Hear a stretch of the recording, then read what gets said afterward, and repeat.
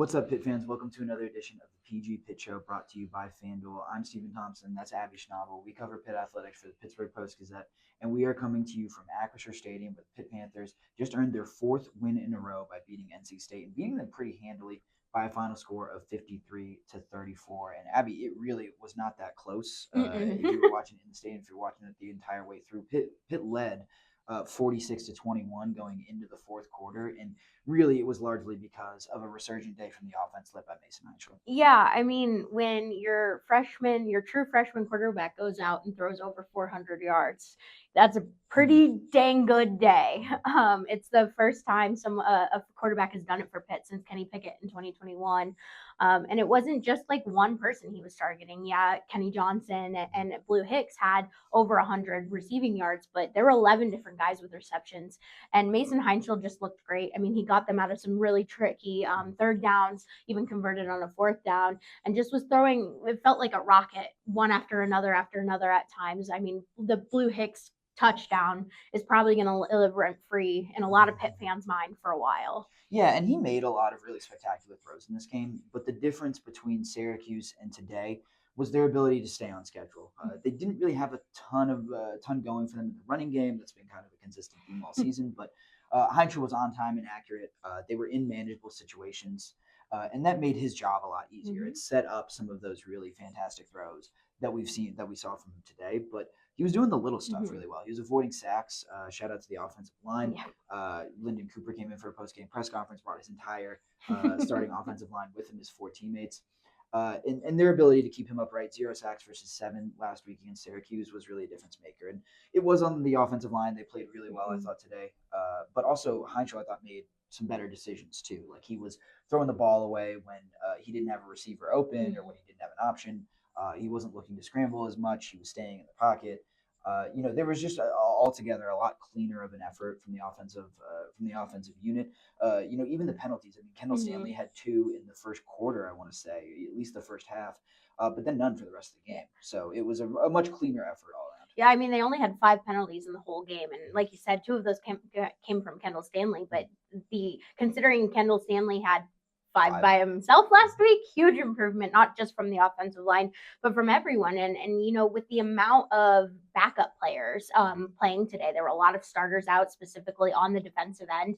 You would have thought maybe that number is a little bit higher since there are so many guys out, and you would have thought that maybe NC State's offense would have taken advantage of that. And I thought that the defense, while not perfect, held its own really well, especially with missing Rasheem, Biles, and Kyle Lewis. Yeah, the defense really deserves a ton of flowers. Not only did they really carry Pitt to a win last weekend while they were undermanned, while they were missing Rasheem, Biles, when Kyle Lewis didn't play most of the game, but here they were truly in a tough spot. I mean, Nick Lappy, who's backing up, kind of their first backup after Biles and Lewis went down, he was out today too. So your starting linebackers are Cam Lindsey, A.B. Rahim, and then Braylon Lovelace, who everyone knows and loves. But then, A.B. Rahim, doesn't end up playing for most of this game. In fact, they get a little bit creative. They bring Kavir Bains, a safety, down to the box and essentially have him playing outside linebacker for most of this game. And it was just a really remarkable effort from Kavir Bains, who is not the biggest guy in the world. But if you watch a Pitt game, you will notice he really hits. He really sticks his nose in there. You saw it from the beginning. I mean, on the first drive of the game, it's a second down and pretty long, but he is able to engage 2 blockers and string out a screenplay to the edge so that his teammates can rally to the ball and make a tackle. He does that kind of stuff routinely. He does the little stuff really well. He's a really sure tackler, and he is kind of a perfect fit for this defense. A huge pickup coming over from UC Davis at the FCS level. He has been a remarkable player for Pitt, a remarkable pickup that really went under the radar, but he is playing about as well as anyone on this defense, and certainly you're going to see more of that moving forward. And I think someone that stood out to me too was Josh Guerriere. I mean, he didn't play a ton, but his ability to go in, and there was a 3-and-out sequence in which he had the key tackle and the key pass breakup. And yeah, his coverage fell a little bit on that touchdown, but it kind of looked like he slipped, so you can't take it.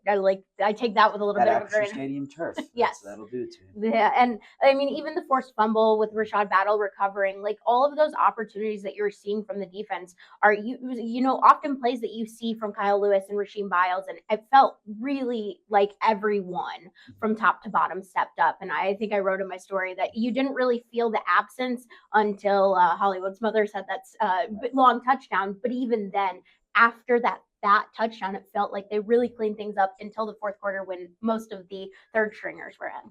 Yeah, exactly. I mean, so in the first half, I mean, this was nominally a game. It was a 10-point game at halftime. Pitt was in the lead, but you really just felt like Pitt was the better team kind of from start to finish. NC State scores 14 points on, the 65-yard touchdown run from Smothers, and then a 59-yard double pass trick play.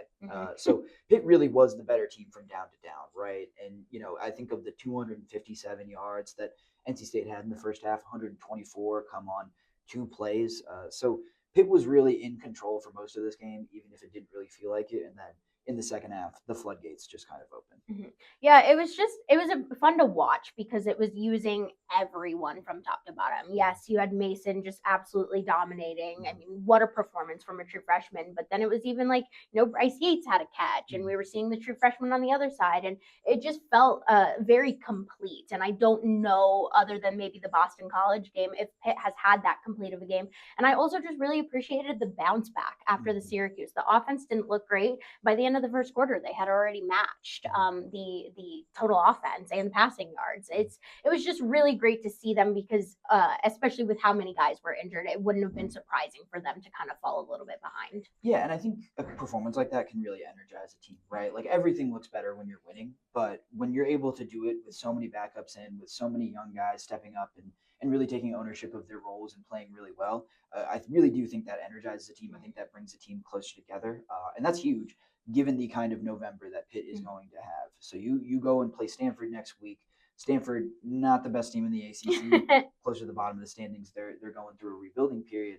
But if you're able to take care of business, then you enjoy a bye week, you get a little bit healthier, and then you host Notre Dame here to kick off a really, really spectacular November schedule, which includes, I believe, 3 top 20 teams at this point, maybe 3 top 15 teams. I haven't checked the latest rankings. We'll see what comes out on Sunday. But Pitt has given themselves a kind of a new lease on this season, right? Like they are, after being winners of 4 in a row, you're in position to play some really meaningful football in November, and that's all you can really ask for at this point. Yeah, you mentioned the energizing too. I think another big factor that we saw is Lyndon Cooper transferred from NC State, and like you mentioned, all of his blockers came out, which was just funny. It felt like there was one after the other after the other, and that game was personal for him. And I think you saw that, and not only how the offensive line played, but just how the team played as a whole. Like when you have things like that to rally around, whether it's a bad performance. They're not even bad. They still won. It just wasn't pretty.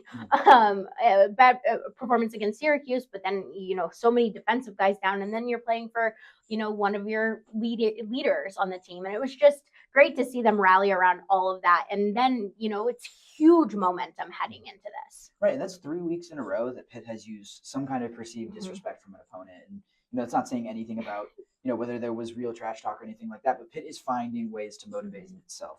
And I think that's really, really important. I mean, Florida State, it was pregame trash talk about the offensive line. In Syracuse, it was pregame trash talk about the defensive line. And then here you have Lyndon Cooper with a really personal connection and the team rallying around him in that sense. So Pitt is just continuing to find ways to give themselves more energy. And when they're shorthanded, it's really carrying them to these 4 straight victories that we've seen over this past month. Really, it's been a month. So Pitt headed in the right direction. Winners of 4 in a row. They're 6-2 through 4-1 in ACC play, and they are in sole possession of 3rd place in the ACC standings. So a lot to look forward to.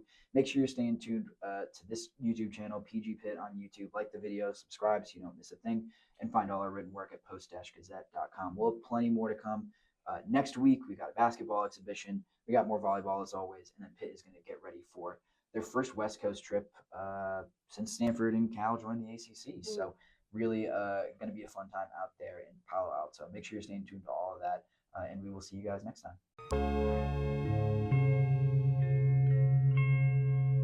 Thank you for checking out this content from Post-Gazette Sports. If you watch this video on YouTube, please like the video and subscribe to our channel.